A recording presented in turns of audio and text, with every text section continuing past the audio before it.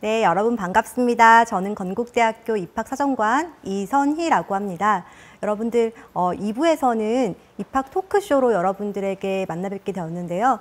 먼저는 여러분들께서 사전에 질문지에 작성하신 질문들을 위주로 답변을 드리고 이어서 실시간 채팅창에 작성해 주신 또 추가 질문에 대해서도 답변을 드리도록 하겠습니다. 그러면 지금부터 여러분들이 어떤 질문을 하셨는지 한번 함께 보고 답변을 해볼게요. 네. 먼저는 이제 관심 있는 전형이 제각각이신데 전형의 종류에 관계없이 공통적으로 해당하는 질문에 대해서 답변을 먼저 드릴게요. 지난 3개년의 입시 결과를 알고 싶습니다. 또는 작년의 입시 결과에 대해서 궁금합니다. 라는 질문 많았는데요. 입시 결과라는 말 대신에 커트라인이라는 말을 쓰신 학생들도 많이 이렇게 입시 결과에 대해서 궁금하실 때는 각 대학의 입학처 홈페이지를 방문을 하셔야 됩니다. 지금 이 화면은 건국대학교 입학처 홈페이지 화면인데요. enter.건국.ac.kr로 접속을 하시면 들어가실 수가 있고요. 지금 보시다시피 메인 화면에서 우측 하단에 붉은색으로 표시된 부분에 전형 결과라는 거 보이시죠? 거기를 클릭하시면 2016학년도부터 작년 2021학년도까지의 모든 결과들이 다 공개되어 있습니다. 이렇게 각 대학의 홈페이지에서 결과를 직접 확인하시는 것이 가장 정확하시겠죠. 초록창 같은 곳에서 땡땡 대학교 입시 결과, 입결 이렇게 치시는 경우들도 있는데 그렇게 해서 나오는 자료들은 대부분 이제 2차 가공된 자료들이다 보니까 정확도가 조금 떨어질 수도 있어서 각 대학의 홈페이지에서 직접 확인하시는 것이 가장 정확하다라는 거 말씀을 드리겠고요. 이제 실제 입시 결과 화면을 보여드리기에 앞서서 네, 여러분들이 입결을 보실 때 주의하실 것이 있습니다. 전형에 따라서는 정량평가만으로 학생을 선발하는 전형이 있는가 하면 정성평가 요소가 가미된 전형들도 있어요. 여러분들 정량평가라는 것이 무엇이죠? 어떤 통일된 잣대로 학생들의 점수를 계량화할 수 있는 그런 요소들을 말하는데요. 예를 들자면 가장 대표적으로는 내신 등급이 있겠고요. 수능 점수, 또 어떤 시험의 점수, 출결, 봉사활동 시간 이런 것들이 정량 요소가 되겠죠. 이제 그런 것들만으로 학생을 선발하는 경우에는 정량평가 요인만 들어갔기 때문에 여러분들이 찾으시는 그 입시 결과 자료가 곧 커트라인과 직결되는 그런 의미일 수 있으나 여러분들 정성평가 요소라는 것은 기준이라는 건 존재하지만 평가자의 어떤 판단이 들어가는 부분이기 때문에 모든 사람들이 다 똑같이 점수를 내는 것이 아니고 어떤 기준에 따라서 평가자의 주관 요소가 조금 반영이 될 수 있습니다. 그렇기 때문에 이런 경우에 있어서는 입시 결과 내신 등급이 커트라인 개념으로 접근을 하시면 안 되는 거죠. 예를 들어서 어떤 그 학생부 종합전형에서 모집 인원이 10명이었는데 그 학과에서 최저 등급에 해당하는 친구가 4.7이었다. 그러면 그 4.7 받은 친구가 커트라인이었을까요? 네, 그것은 아니고 그 학생이 실제로는 그 10명 중에 1등이었을 수도 있습니다. 종합적으로 저희가 접근을 하고 있기 때문에 이것은 단순히 참고치일 뿐 커트라인이 아니라는 것을 꼭 유념을 하시고 보셔야겠습니다.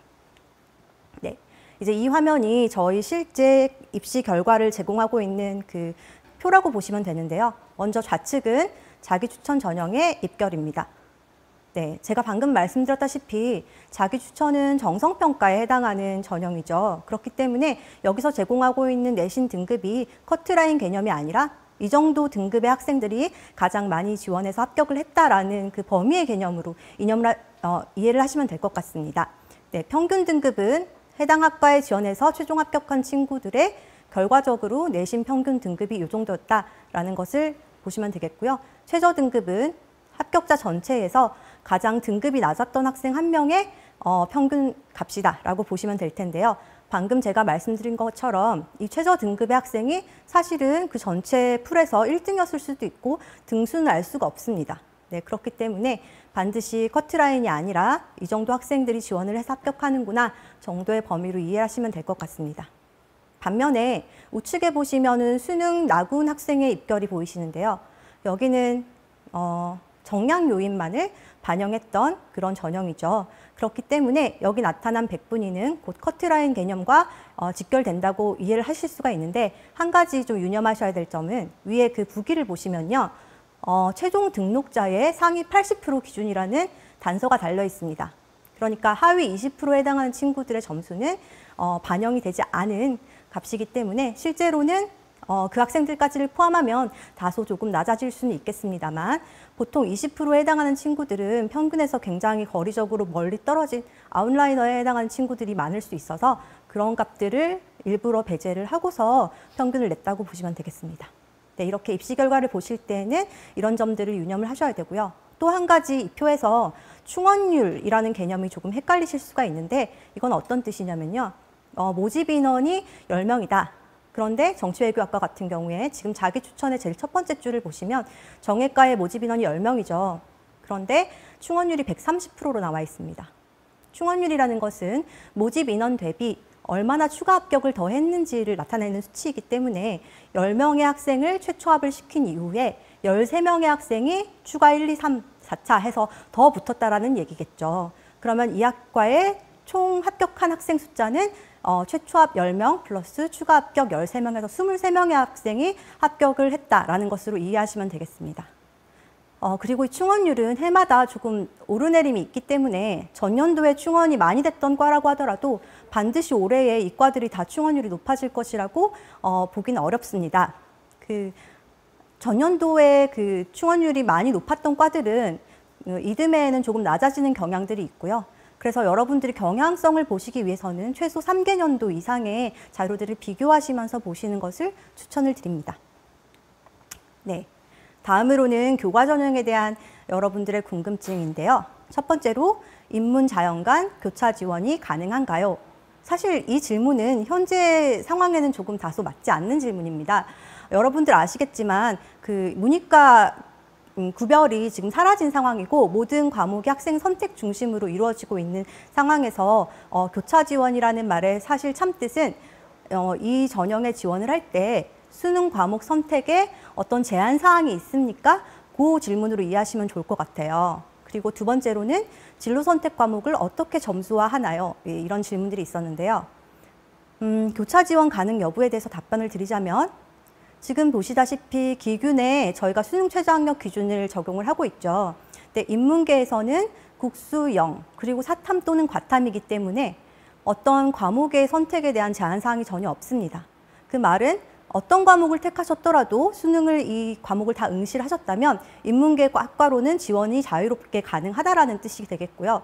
자연계학과는 반대로 수학과 과탐 과목에 제한이 있음을 볼 수가 있죠. 수학 같은 경우에는 미적분이나 기하 중에 반드시 하나를 택하셔야 된다라는 제한 사항이 있고 그리고 탐구 과목 역시 사탐을 응시한 학생들은 지원을 하실 수가 없고 과탐을 응시한 학생들만 지원이 가능하시고 과탐 두 과목을 모두 그렇기 때문에 자연계로에 지원을 하실 때는 이런 과목 선택에 제한 사항이 따른다라는 것을 이해를 하시고서 지원을 하시면 되겠습니다. 네. 그리고 진로 선택 과목의 점수화를 어떻게 하느냐 이제 이 질문들도 많이 있었는데요. 지금 왼쪽에 보여지는 생기부는 실제로 작년에 저희 학교에 지원했던 어떤 학생의 생기부 화면입니다.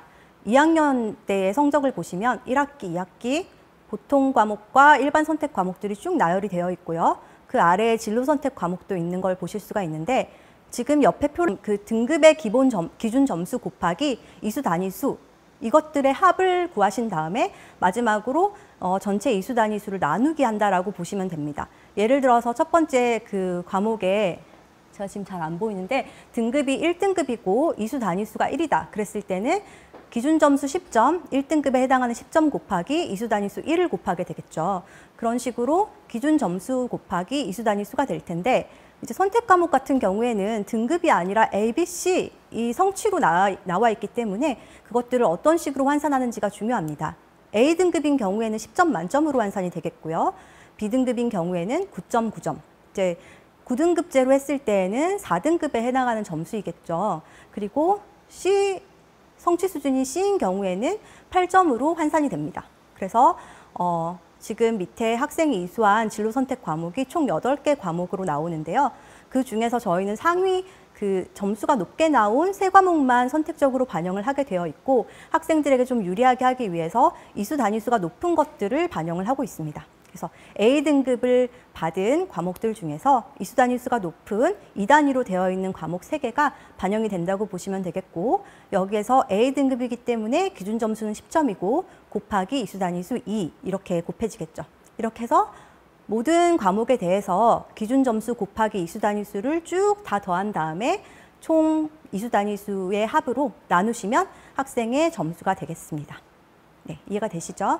그리고 다음은 학생부 종합전형에 관련된 질문입니다.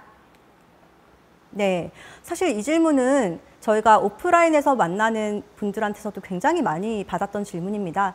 코로나19로 인한 봉사활동 시간 감소를 어떻게 반영하나요? 지금 이제 코로나19 상황에서 외부 활동이 거의 차단되다시피 한 상황인데 본인이 하던 활동들이 다 끊어진 상태에서 점수가 봉사활동 시간이 굉장히 줄어들었는데 그 부분에 대한 우려를 교사분들도 그렇고 학생분들도 학부모님들도 많이들 말씀을 하셨습니다. 그리고 두 번째로 졸업생과 재학생 수상 내역 공개 여부가 다른데 형평성에 문제가 되지 않나요? 라는 질문이 있었는데요.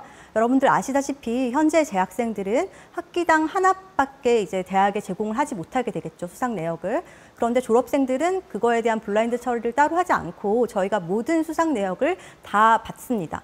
그러면 언뜻 생각할 때는 형평성에 문제가 될 수 있을 것 같다는 생각을 하실 수가 있는데 실제로 그렇지 않다라는 거 잠시 후에 설명을 드리겠고요. 그리고 또 하나, 일반고의 합격 비율, 내신 분포, 구체적 사례를 알고 싶어요 라는 질문 사항이 있었고, 마지막으로 면접 방식과 소요 시간과 준비 팁이 궁금합니다 라는 의견도 있었습니다. 그리고 다문화 전형과 농어촌 전형에 대해서 알려달라는 질문도 있었는데요. 네, 하나씩 해결을 해보겠습니다. 네, 코로나19로 인한 봉사시간 감소, 이 부분은 사실은 크게 우려하지 않아도 되겠다라는 게 결론인데요. 여러분들 학생부 종합전형은 맥락적인 평가예요. 결과에 대한 평가라기보다는 맥락에 대한 평가라고 보시면 됩니다. 그렇기 때문에 개개인이 처한 어떤 환경에 대한 요인을 충분히 고려한 채 그 환경에서 이 학생이 스스로 했었던 노력들을 평가한다고 보시면 됩니다. 그리고 코로나19로 인한 활동 감소는 사실 모든 학생들에게 공통적인 요인이기 때문에 나만 불리할 것이다 이렇게 생각은 하지 않으셔도 되겠고요. 사실 우리가 인성 역량을 평가할 때는 봉사활동 외에도 학생들의 생기부나 자기소개서에서 참고할 수 있을 만한 영역들이 굉장히 많습니다. 수상의 인성 관련한 수상이 있을 수도 있고요. 창체활동이나 혹은 세특이나 행특이나 여러 가지 장면에서 학생들의 인성적인 강점이 드러날 수 있는 구체적인 사례들이 제시가 된다면 봉사활동 시간이 줄었다는 것 자체만으로 감점 요인은 아니라는 것, 그리고 저희들이 코로나 상황이라는 점을 충분히 고려한 채로 평가를 하기 때문에 이 부분에 대해서는 우려하지 않으셔도 된다는 것을 말씀드리고 싶습니다. 네, 다음으로는 재학생과 재수생 또는 N수생들의 수상 내역에 있어서의 차이 때문에 혹시 유불리가 작용하지 않을까 하는 질문이었는데요. 저희가 수상을 볼 때는요, 수상을 몇 개 받았는지 혹은 몇 등을 했는지 이것들에 초점을 맞춰서 본다기보다는 이 학생의 관심 분야가 어느 쪽이었고 참가하게 된 동기와 과정이 어떠했는지 그 내용과 성취를 위한 노력, 이런 것들을 보게 되어 있습니다. 그렇기 때문에 수상이 많다고 해서 절대적으로 유리하지 않습니다. 만약 그렇다고 한다면 이 코로나 상황이 아니었을 때 학교마다 수상하는 그 개수의 차이가 굉장히 천차만별이거든요. 어떤 학교의 경우에는 수상으로만 3페이지씩을 채우는 학교도 있습니다. 그러면 그 학교 학생들은 다 합격을 많이 하는 걸까요? 전혀 그렇지가 않죠. 저희는 일단 학교 학생들의 그 수상 내역을 봤을 때 이 학생의 수상이 굉장히 많다 싶으면 그 학생의 그 학교의 동교 지원자, 그러니까 같은 학교에서 지원한 다른 친구들의 수상 내역과 비교를 해보기도 하고요. 어쨌거나 수상을 어떤 조건 하에서 이런 대회를 참여하게 됐고 또 어떤 노력을 했는지 그 내용들을 꼼꼼히 보기 때문에 수상 내역의 많고 적음에 따라서 유불리가 작용하지는 않습니다. 네, 또한 아까 봉사활동과 같이 수상 내역 역시 이 학생의 관심 분야와 노력을 파악할 수 있는 여러 가지 자료 중에 하나일 뿐입니다. 수상이 절대적으로 영향력을 미치는 것이 아니라 이 학생의 전공에 대한 관심과 노력들을 나타낼 수 있는 다른 여러 가지 요인들로 이것들 외에도 다양한 것들이 작용할 수가 있기 때문에 수상 내역이 그렇게 절대적으로 중요하지 않고 거기서 저희가 보고자 하는 것은 관심 분야와 노력에 대한 내용이다라고 보시면 되겠습니다. 그리고 일반 고학생의 합격 비율이 궁금합니다 이 질문의 저변에는 일반고가 조금 불리하지 않을까라는 우려가 있었을 거라고 생각이 되는데요. 제가 팩트 위주로 말씀을 드리겠습니다. 전년도 학생부 종합전형 지원자 중에 합격자 비율이 16.4%였습니다. 이것은 무슨 뜻이냐면 고교 유형에 관계없이 모든 지원자들을 봤을 때 1000명 중에 164명이 최종 합격했다라는 뜻입니다. 그런데 이 대상을 일반고 학생으로 조금 축소를 시키면 오히려 합격률이 올라가는 것을 확인하실 수가 있습니다. 1000명 중에 174명이 합격을 했죠. 일반고 학생들이 오히려 전체 합격자 비율보다 더 높았다라는 얘기입니다. 또한 일반고 학생은 학생부 종합전형 합격자의 70% 이상 해마다 차지하고 있습니다. 그렇기 때문에 일반고 학생이 결코 학생부 종합전형에서 불리하지 않다라는 것 강조를 드리고 싶고요. 다음으로 저희가 이제 그래프를 보여드릴 텐데요. 이 그래프는 내신 등급별 인원수 분포인데 연두색으로 나타난 선이 지원자들의 인원수입니다. 보시다시피 2등급, 3등급까지 굉장히 많은 학생들이 분포를 하고 있죠. 그리고 빨간색으로 나타나는 부분이 1단계 서류 통과한 학생들의 학생 수입니다. 보시다시피 2등급 초반에서 3등급 초반까지 굉장히 많고요. 그리고 파란색으로 나타난 부분이 최초 합격자, 그러니까 면접까지를 통과하신 최초 합격권에 들어온 학생들의 그래프이심을 확인하실 수가 있는데 지금 지원자 대비 1단계와 최초 합격자들이 조금 앞으로 당겨지긴 했습니다만 거의 유사한 패턴을 유지하고 있음을 확인하실 수가 있죠. 만일 저희들이 특목고나 자사고 학생들을 좀 선호해서 좋게 평가했다라고 한다면 이런 패턴은 절대 나타날 수가 없었을 거예요. 오히려 3등급 이후에 더 많은 학생들이 붙었을 텐데 실제로 그렇지 않은 것을 보시다시피 일반고 학생들이 굉장히 많이 지원도 하시고 합격도 하신다라고 보시면 되겠습니다. 네, 그리고 합격 사례를 궁금하다고 하셨는데 방금 저희 학생들이 생생한 합격 수기를 들려주셨죠. 그것도 참고가 되실 테고 그거 외에 또 다른 합격 수기가 궁금하다고 하시면 저희 입학처 홈페이지에 굉장히 다양한 자료들이 많이 실려 있는데요. 그 중에서 지금 빨간색으로 표시한 학생부 종합전형 가이드북이라는 것을 참조를 해주시면요. 그 안에는 합격 수기를 비롯해서 면접 예시 질문 이런 생생한 정보들을 담고 있습니다. 또한 저희 건국대학교 유튜브 채널을 구독을 해주시면요. 그 안에 나도 건국대 22학번 합격 비결 싹쓸이 찬스라는 메뉴를 통해서 과거에 학생부 종합전형으로 합격한 학생들의 수기와 전형에 대한 생생한 경험담 그리고 그 학과에 대한 안내까지도 많은 정보를 담고 있으니까 참고해 주시면 좋을 것 같아요. 텍스트로 보시는 것보다 학생들의 언어로 좀 직접 음성으로 들으시면 더 이해가 쉽게 되시겠죠? 네. 다음으로 면접 방식과 소요 시간과 또 기타 팁에 대해서 좀 궁금하다라고 하셨는데요. 지금 사실 이 사진은 코로나 이전에 몇 년 전의 사진입니다. 다들 마스크를 안 쓰고 계시고 이제 한실에 이렇게 많은 인원이 몰려 있는 것은 지금으로선 상상할 수 없는 일이지만 제가 굳이 이 사진을 사용한 이유는 어떤 프로세스로 면접이 진행되는지를 좀 보여드리고 싶어서 그런 건데요. 보시다시피 이분들이 다 면접 평가자들이시거든요.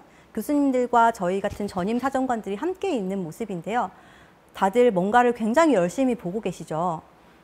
여러분들의 면접을 하기 전에 평가자들이 여러분들의 서류를 굉장히 꼼꼼히 읽어보면서 아, 요런 활동들을 했구나 하는 것들을 미리 다 파악을 하고 가십니다.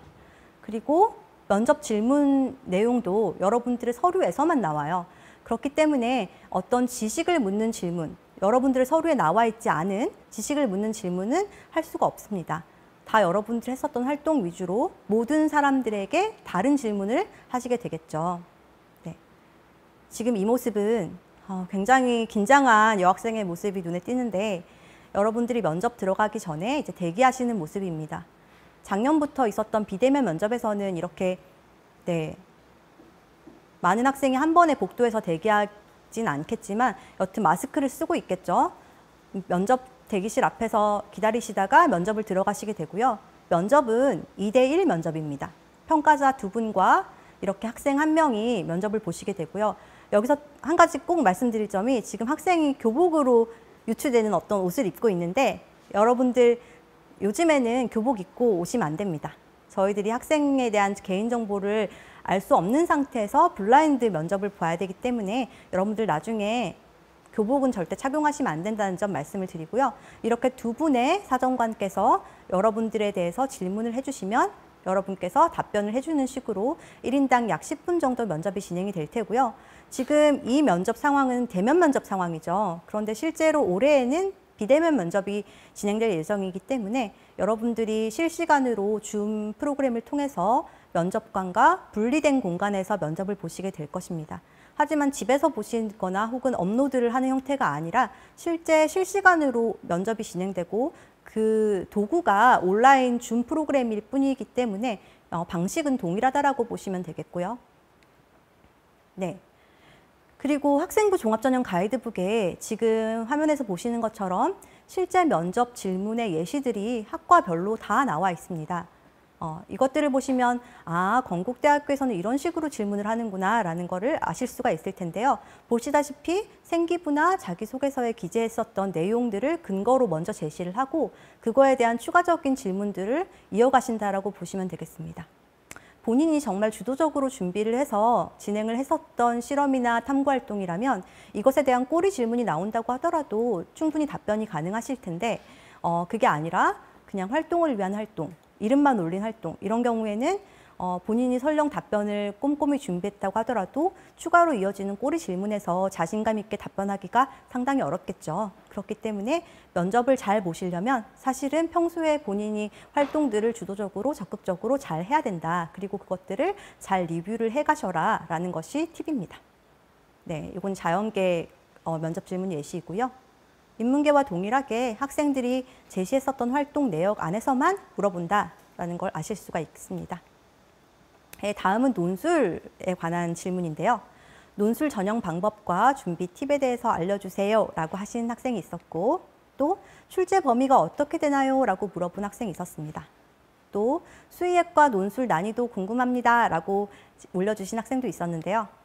먼저 논술 전형에 대한 방법은 앞서 사정관님께서 잘 설명을 해주셨는데 저희는 수능 최저학력 기준을 맞춘다는 가정하에 100% 논술고사 성적으로만 선발을 합니다. 그러니까 논술 시험을 잘 보셔야지 붙을 수 있다라는 얘기고요. 논술고사는 하루 안에 다 이루어지고 있고요. 시간만 다르게 본인이 어떤 계열에 해당하는지 자연 A인지 B인지 즉 공과대학 지원자인지 아니면 다른 단과대 지원자인지에 따라서 면접 시간이 다르게 설정되어 있다는 거 참조해 주시고요. 면접이 아니고 논술고사입니다. 죄송합니다. 그리고 논술고사의 형태는 인문사회는 1과 2로 나뉘어지는데 인문사회 1은 수리문항이 없는 순수 인문, 어문 계열의 학과들이 보시는 고사 형태라고 보시면 됩니다. 문제가 모두 지문 제시형으로만 나와 있고요. 여러분들이 쭉 서술을 하시면 되는 겁니다.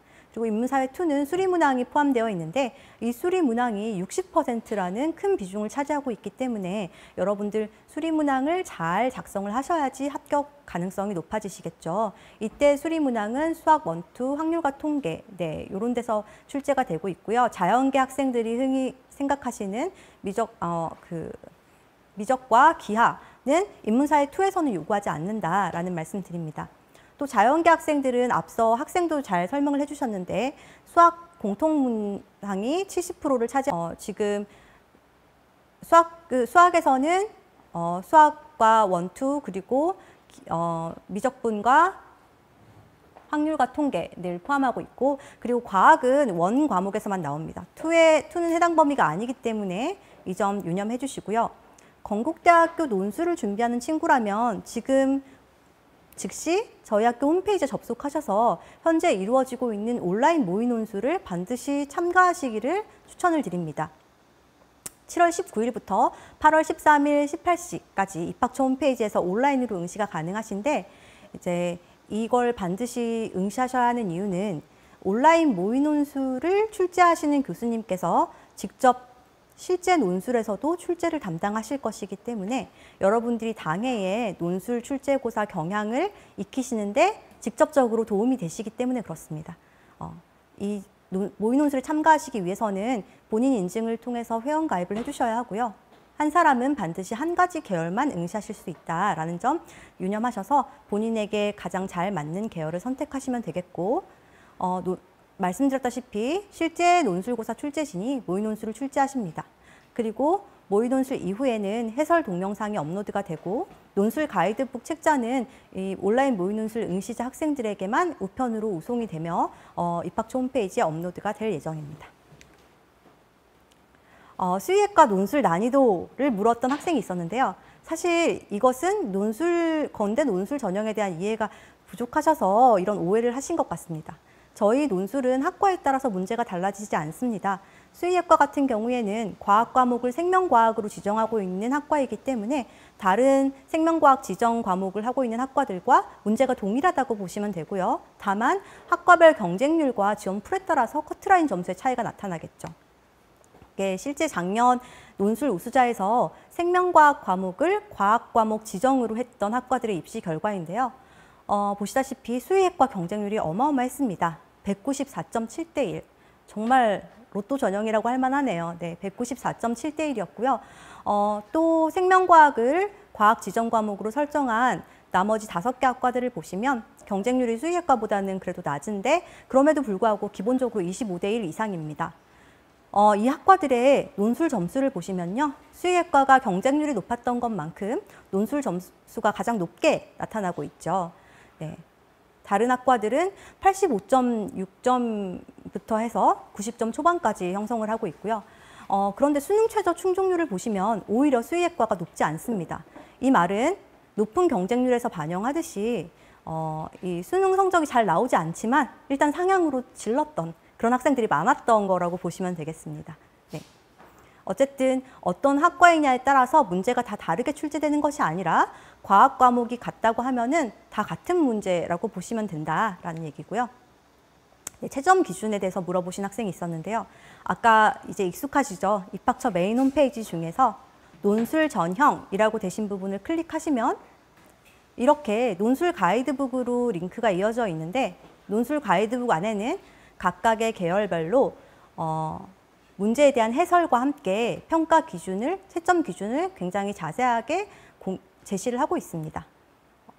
첫 번째부터 다섯 번째까지의 평가 기준을 쭉 나열을 해놓고 이 5가지를 모두 우수하게 충족한 경우에는 A+, 100점이 되겠고요. 1부터 5까지 무난히 기술했지만 한 항목 정도가 조금 미흡하다 하는 경우에는 A를 받을 수가 있겠고 그 다음에 5가지 중 4가지 사항을 충족한 경우에는 B+, 4가지를 충족했지만 하나는 조금 미흡하다 했을 때는 B, 그리고 3가지를 충족한 경우에 C, 그 다음에 2가지를 충족하면 D, 1가지만 충족했을 경우엔 E, 그리고 오히려 아예 충족사항이 없거나 출제 의도와 무관한 답을 썼을 경우에는 F 처리가 되겠습니다. 네, 이런 식으로 모든 문항에 대해서 기준에 따라서 점수를 부여해서 학생의 총점이 나오겠죠. 네, 일단은 여기까지가 준비된 답변이었고요. 여러분들께서 실시간 시청 중에 주신 질문들을 한번 보겠습니다. 네, 첫 번째로 수능 최저학력 기준에서 자연계열의 경우 수학은 미적 또는 기하를 응시해야 한다고 되어 있습니다. 반드시 최저 과목에 수학을 포함해야 하나요? 네, 그렇습니다. 네, 수학을 응시해야 되는데 최저 과목에 수학을 포함해야 된다는 얘기가 무슨 얘기일까요? 최저 과목에 수학 빼고 다른 것만 하면 안 되냐라는 질문인가요? 네, 그러시면 안 되고요. 수학은 반드시 포함하셔야 합니다. 네, 그리고 두 번째, 교과 전형의 커트라인을 작년 학교 추천 기준으로 지원해도 될까요? 네. 이 부분은 정말 조심스러운 부분이긴 합니다만 저희가 학교 추천 같은 경우에는 서류평가라는 정성평가 요인이 굉장히 많은 영향을 미쳤었습니다. 그래서 사실은 교과 성적보다는 서류평가의 영향력이 더 절대적으로 영향을 미쳤기 때문에 정성평가에 가까운 그런 전형이었다라고 보시면 되겠는데요. 올해의 기규는 정성평가 요인이 아예 없이 교과 전형으로만 선발을 하게 됩니다. 그렇기 때문에 학교 추천 전형에 비해서는 추가 합격을 고려했을 때 다소 등급이 조금 떨어지지 않을까 조심스레 예측은 해봅니다. 여러분들 교과 전형에 관심 있는 친구들이라면 다른 대학의 그런 교과 전형에 대해서도 관심이 많으실 텐데 아시다시피 최근에 이번 그 입시에서 교과 전형을 정량 100%로 바꾼 대학들이 굉장히 많아졌어요. 기존의 서류평가나 면접 등을 정성 요인을 함께 가미해서 평가했었던 대학들 중에서도 올해 건대처럼 정량 요인으로만 학생을 선발하는 형태의 교과 전형으로 바꾼 학교들이 있는데 이렇게 많은 학교들이 교과 100%로 선발을 한다라는 얘기는 학생들의 그 합격풀이 공유가 많이 된다는 얘기고 추가 합격이 그만큼 많이 이루어질 수 있다는 얘기거든요. 그렇기 때문에 최초 합 기준으로 생각을 하기보다는 어쨌건 추가 합격까지를 고려하면 상당히 생각보다 커트라인이 아래로 내려갈 수 있을 것 같습니다. 그렇기 때문에 저희가 예측하기로는 학교 추천보다는 다소 낮아지지 않을까라는 추측을 해봅니다. 네, 다음 질문입니다. 재수생들의 경우에 진로 선택 과목의 등급이 나오는데 현재 고3인 학생들과 어떻게 비교하시나요? 재수생들이 유리할 수도 있지 않을까요? 오히려 이 반대의 질문은 저희가 많이 받아봤는데요. 왜냐하면 진로 선택 과목이라는 것은 대부분 적은 숫자의 학생들이 함께 이수를 하기 때문에 등급이 나오기가 굉장히 어려운 케이스에 해당합니다. 과거에 재수생, 삼수생 학생들이 진로 선택 과목을 이수를 했을 때 1등급을 진로 선택에서 받는 경우가 많지 않고요. 왜냐하면은 그 학생 자체가 이수자 자체가 적기 때문에 1등급 나오기가 쉽지 않고 오히려 열심히 잘 했음에도 불구하고 2등급, 3등급, 4등급 이렇게 등급이 떨어져서 나오는 경우들이 많아서 오히려 재수생들이 이렇게 보면 불리한 거 아닌가요? 라고 의문을 제기할 수는 있지만 재학생들에게는 전혀 불리하게 작용하지 않을 거라고 생각합니다. 그리고 재수생에게도 불리하다고 보기는 어려운 것이 어쨌거나 학생부 종합전형은 맥락적인 평가이기 때문에 이 학생들이 처한 환경에 대한 고려, 이때의 환경이라고 하면 이수자 수가 얼마나 적었는지, 네, 그다음에 이 과목을 선택하는 게 이 학생에게 얼마나 큰 도전이었는지 이런 것들 다 가만히 돼야 된다는 얘기죠. 그렇기 때문에 등급제로 하느냐 혹은 뭐 ABC 성취평가제로 하느냐 그것에 따라서 유불리가 작용한다기보다는 세특 기재 내용을 저희들이 중점적으로 반영을 한다라고 보시고 접근하시는 게 맞을 것 같습니다. 네. 또 다음은 KU 자기추천 전형도 내신 반영 비율이 일괄 합산 전형과 동일하게 적용되나요? 방금 제가 설명드린 내용을 이해를 하셨다면 이 질문은 확실하게 아니라는 거 아실 수가 있겠죠. 자기추천 전형에는 정량 요소가 전혀 반영이 되지 않고 서류평가 그리고 면접평가 이렇게 두 가지의 정성평가 요소로만 학생을 선발하고 있습니다. 그렇기 때문에 내신을 단순히 등급 점수화해서 내신을 점수화해서 반영하는 것이 아니라 여러분들의 생기부를 그냥 쭉 읽어보면서 여러분의 학업 역량에 대해서 등급뿐만 아니고 이 학생의 과목 선택 내역과 세특 기재 내용과 뭐 노력들 이런 것들을 다 같이 종합적으로 고려해서 학업 역량을 평가하고 있다라고 보시면 되겠고요.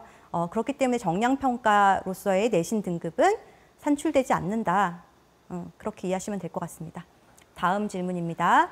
진로 변경 시 자기소개서를 작성할 때 먼저 진로에 대한 언급이 있어야 할까요? 그렇지 않다면 변경된 진로만 가지고 작성해야 할까요? 이거는 사실은 저희가 학생들의 서류를 볼 때는요. 어쨌거나 이 학생이 어떤 사유로 이 학과에 관심을 갖게 됐는지를 관심을 가지고 보게 되기 때문에 만약에 1학년 때까지 본인의 관심 분야가 전혀 다른 방향이었다가 2학년 때 갑자기 180도 전혀 관계가 없는 쪽으로 옮겨갔다. 이러면은 의문을 갖고 접근을 하게 될 겁니다. 왜 이 학생이 갑자기 이쪽 방향으로 틀었을까? 그 근거를 서류 속에서 찾아가려고 노력을 하겠죠. 그렇기 때문에 그런 경우에는 어떤 진로 변경의 계기나 그런 거에 대해서 언급을 해주시면 좋을 것 같고요. 만약에 그 진로 변경의 방향성이 굉장히 미미하게 바뀐 경우에 예를 들어서 뭐 기자를 희망하다가 칼럼니스트로 바뀌었다. 이런 경우에는 사실 맥락이 같고 그런 계열 관련된 활동들도 같이 공유가 될 수 있는 유사한 활동들이기 때문에 그런 경우에는 굳이 뭐 따로 언급을 하지 않으셔도 되겠지만 만약에 방향이 크게 바뀌었다. 그럴 때는 계기에 대해서 또 지금 현재 상황에서 왜 이 학과에 지원했는지에 대한 동기에 대해서 언급을 해주시면 좋을 것 같습니다. 네, 다음 질문입니다. KU 자기추천 전형으로 생명공학과에 지원하려고 합니다. 진로 과목인 생명2에서 B등급 받았는데 불리할까요? 네, 이거는 학교마다 그 성취 수준에 대한 요구가 다르다는 거 여러분들 아시죠? 어떤 학교는 굉장히 이제 성취 수준을 높게 설정을 해서 A 등급을 받는 학생들이 잘 없는 경우도 있고요. 또 어떤 학교는 모든 학생들의 모든 진로 선택이 다 A인 경우도 있을 수 있습니다. 그래서 A냐, B냐, C냐 이게 중요한 게 아니라요. 네, 내용이 중요한 거거든요. 여러분들 그 등급으로 표시되는 A, B, C보다 그 아래 나타난 선생님들이 기재해 주신 세팅 내용에 따라서 이 학생의 관심과 노력 정도를 저희가 정성적으로 판단한다라고 보시면 될 것 같습니다. 그래서 방금 생명과학 B 맞은 학생, 만약에 선생님께서 생명과학 이수한 내역에 대해서 좀 잘 써주셨다면 B 등급 맞은 것 가지고 고민하지 않으셔도 될 것 같습니다. 네. 더 이상은 추가 질문이 없어서 자연스럽게 이제 마무리를 하겠고요. 여러분들 만족도 조사 설문을 저희가 받으려고 합니다. 오늘 긴 시간 수고해 주셨는데 이 전형 설명회와 토크 콘서트가 도움이 되셨다면 이 설문지 QR코드 접속하셔서 간단한 설문이니까 작성해 주시면 감사하겠습니다. 네.